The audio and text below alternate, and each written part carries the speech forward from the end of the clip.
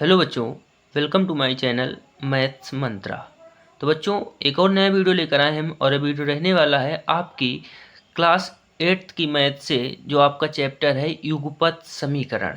युगपत समीकरण में ये आपकी समीकरण दिए जाते हैं जो दो प्रकार से हल किए जाते हैं। एक तो प्रतिस्थापन विधि होती है जिस विधि से आपको हम आज क्वेश्चन लगवाने वाले हैं, और दूसरी विलोपन विधि होती है। तो जो विलोपन विधि है उसको हम अगले वीडियो में बता देंगे। इसमें हम आपको समझाने वाले हैं कि प्रतिस्थापन विधि से इन समीकरणों को हम कैसे हल करेंगे। तो चलिए शुरू करते हैं इस वीडियो को और देखते हैं। तो हमारा पहला प्रश्न है कि x प्लस 2y इक्वल 7 और दूसरा जो समीकरण है वो है 2x प्लस वाई इक्वल 5। ये एक ही सवाल है, इसमें दो समीकरण दिए जाते हैं और इनमें से x और y के हमें मान ज्ञात करने होते हैं। तो इसमें से हम x और y के मान निकालेंगे किस विधि से? प्रतिस्थापन विधि से। ठीक है, तो जो विधि हम बताने वाले हैं वो कौन सी है? प्रतिस्थापन। और जो विलोपन है उसको हम अगले वीडियो में बता देंगे। तो इन समीकरणों को हम नाम दे देते हैं। ये समीकरण हो जाएगी आपकी 1 और ये हो जाएगी 2। ठीक है, ये हो जाएगी 1 और ये हो जाएगी 2। इसमें से 1 या 2 कोई भी हम ले लेते हैं और उससे हम x या फिर y की वैल्यू ज्ञात कर लेंगे। जैसे मान लीजिए हमने समीकरण लिया 1 से, तो यहाँ पर लिख देंगे हम समीकरण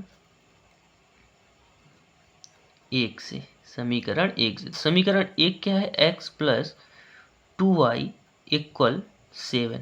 ठीक है, यह x प्लस 2y बराबर 7। तो इसमें हम मान लीजिए x का मान निकाल लेते हैं। तो x का मान कैसे निकालेंगे? x बराबर क्या होगा? 7 तो पहले से इधर लिखा है और ये 2y प्लस का है, उधर जाएगा तो काहे में हो जाएगा? ये हो जाएगा माइनस का। याद रखना, ये बराबर का साइन जो होता है, यहाँ से यदि वैल्यू इधर आ रही है तो उसका चिन्ह बदलेगा, उधर जा रही है तो भी उसका चिन्ह बदलेगा। तो यहाँ पर प्लस का 2y था, उधर गया तो माइनस का हो गया। तो x का जो मान निकल के आया वो क्या निकल कर आया है? 7 माइनस 2y। ठीक है, इसे हम समीकरण रख लेते हैं, मान लीजिए a मान लिया। क्या मान लिया? इसे समीकरण a। ठीक है, अब समीकरण a का मान हम किस में रखेंगे? समीकरण 2 में। ध्यान रखना है, अगर हम 2 से ये मान निकालते तो हम 1 में रखते। अब 1 से निकाला है तो हम किस में रखेंगे? 2 में रखें। तो हम यहाँ पर लिख देंगे कि समीकरण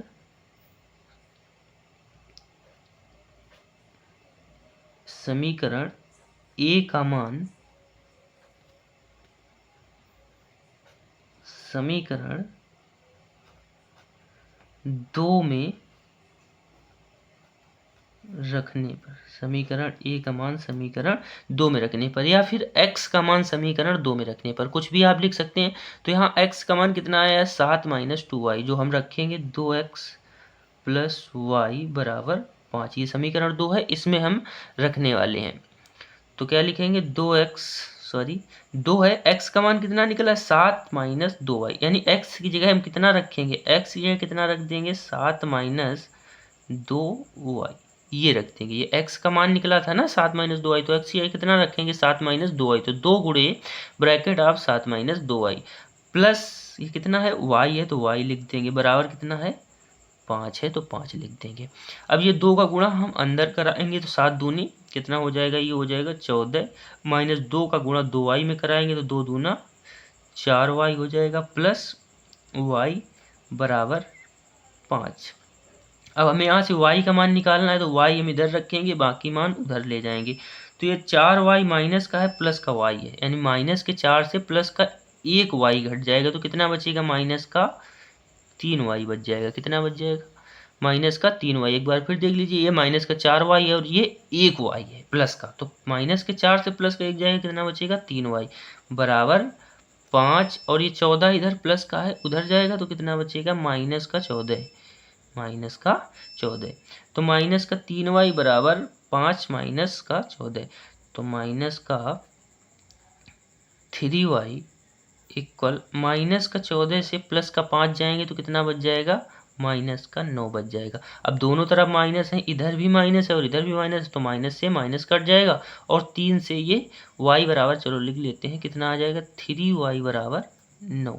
अब ये जो 3 के आगे y है, ये काहे में? गुणे में। तो याद रखना, गुणे वाली वैल्यू कहाँ जाती है? भाग में। तो y बराबर कितना आ जाएगा? 9/3। तो 9 को 3 से काटेंगे तो 3 त्रिका 9, यानी y का मान कितना आएगा, आ जाएगा 3। y का मान कितना आ जाएगा, 3 आ जाएगा। ठीक है, अब y का मान समीकरण 1 में रखो, 2 में रखो या फिर a में रखो, x का मान निकल आएगा, वही मान निकलेगा, सेम मान निकलेगा, अलग नहीं निकलेगा। तो हम y का मान रख लेते हैं, मान लीजिए y का मान हमने रख लिया समीकरण a में, तो लिख लेते हैं कि समीकरण a में y का मान रखने पर, क्या लिखेंगे, समीकरण a में y का मान रखने पर। तो समीकरण a में y का मान रख दो। समीकरण a कितनी, x बराबर 7 माइनस 2y। तो इसमें हम y का मान रखेंगे तो x बराबर कितना आएगा, 7 माइनस 2 गुणे y का मान कितना निकला है, 3, तो यहाँ पर 3 रख देंगे। तो x बराबर कितना आ जाएगा, 7 माइनस का 3 दूनी 6। तो 7 से 6 घटाएंगे कितना बचेगा, 1 बचेगा। तो ये x का मान निकल आया। ठीक है, ये x का मान निकल आया। अब अगर y का मान हम इसमें रखें, समीकरण 1 में रख दें, समीकरण 1 में रखें तो भी 1 ही आएगा x का मान, या फिर 2 में रखें तो भी 1 आएगा। ठीक है, इसे हम चेक करने के लिए x और y के मान समीकरण 1 और 2 में रखेंगे। ठीक है, तो समीकरण 1 में यदि हम रखें, ये समीकरण 1 कहाँ, ये है, तो x प्लस 2y बराबर 7 है। यदि x और y के मान समीकरण 1 में रखने पर इनका मान 7 आ जाए तो हमारा सवाल सही होगा, और 2 में रखने पर यदि इनका मान 5 आ जाएगा तो भी हमारा सवाल सही होगा। अगर ये 7 और 5 नहीं आ रहा है तो हमने गलत लगाया है। तो पहले हम चेक कर लेते हैं समीकरण 1 क्या है। तो समीकरण 1 है x प्लस 2y इक्वल 5। तो यहाँ पर x और y के मान रखेंगे तो x का मान कितना है, 1 है, प्लस y का मान कितना है, 2 गुणे y का मान कितना है, 3 है। ठीक है, तो 1 प्लस 3 दूनी 6, ये कितना आ जाएगा, सॉरी ये 7 था, देख लीजिए अब गलत लिख गया, ये 7 था, हमने 5 लिख दिया है, दूसरा मान लिख दिया है, ये 7 है। तो 6 और 1 कितना आ जाएगा, ये 7 आ जाएगा, जबकि यहाँ पर भी कितना आ रहा है, 7 आ रहा है। तो यानी कि सही है, LHS बराबर RHS, यानी कि लेफ्ट हैंड साइड बराबर राइट हैंड साइड। इसे हम लिख सकते हैं LHS बराबर RHS, यानी कि लेफ्ट हैंड साइड बराबर राइट हैंड साइड। समीकरण 2 में भी रख के देख लेते हैं कि सही आ रहा है कि नहीं। तो 2x प्लस वाई बराबर 5, ये समीकरण हमारी 2 थी, देख लीजिएगा, ये समीकरण 2 है ना। तो इसमें भी रख लेते हैं 2x प्लस वाई बराबर 5। तो 2 गुणे x का मान कितना था, 1 था, प्लस y का मान कितना था, 3 था, 2 1 कम 2 प्लस का 3 का 3, तो 3 दूनी 3 और 2 कितना हो जाएगा, 5, जबकि ये भी 5 आ रहा है तो 5 बराबर 5 के लिख सकते हैं। यानी कि LHS बराबर RHS, यहाँ भी हो जाएगा, LHS बराबर RHS, यहाँ भी हो जाएगा। तो आशा करते हैं आप सभी को ये सवाल समझ में आया होगा।